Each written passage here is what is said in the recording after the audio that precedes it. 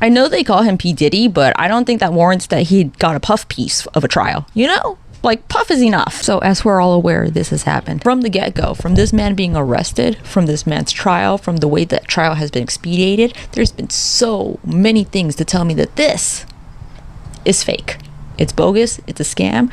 It is what they give to us to make us look like, hey, justice has been served. The people that you elect and the people that you put in charge, they do a good job. But the reality is no.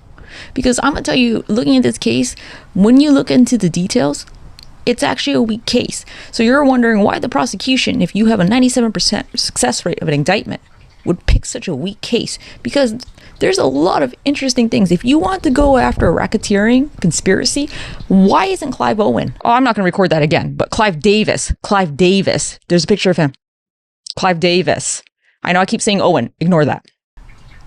The other co-owner of Bad Boy Records on trial. Why aren't anyone else, like the CEOs of Bad Boy Records or the people that Bad Boy Records work with, from Universal to anywhere else, why aren't they on the stand? Because if you wanted to get a criminal enterprise, why not his music label group?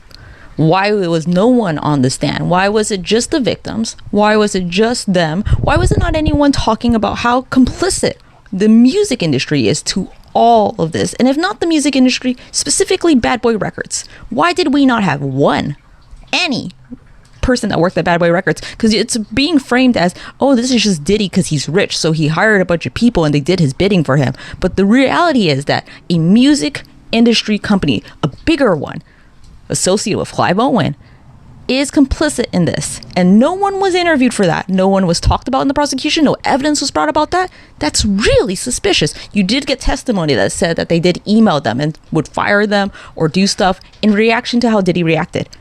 But the fact that no one was on the witness stand about that should be telling. This is going to be a hot take opinion, but I'm not mad at the jury. I'm mad at the prosecution for giving a puff piece to this man. Have you ever heard of a RICO case with just one defendant? And if you have just one defendant in a RICO case, you should have so much things to nail this motherfucker to the cross. And why weren't his bodyguards in trial? The lack of people that were not witnesses on this trial means that they got a plea deal. But if they got a plea deal, you should have some damning evidence, which you did not. That's confusing. Unless that was the aim. The aim was to actually present not a good case. The aim was to present the fact that, oh my God, we tried. Oh, we're just bad at our jobs. Are you? Because I don't think a lot of people are that bad at their jobs. I think it's a coordinated effort with everyone, especially if you work in the government. I don't think you're bad at your job. I think it's weaponized incompetence. Yeah, for sure. Because we see it every day of our lives.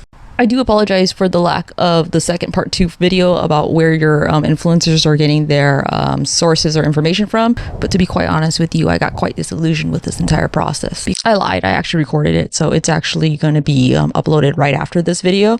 And it's going to be labeled part 2 of this video. And it's kind of a quick overview of exactly how that process works.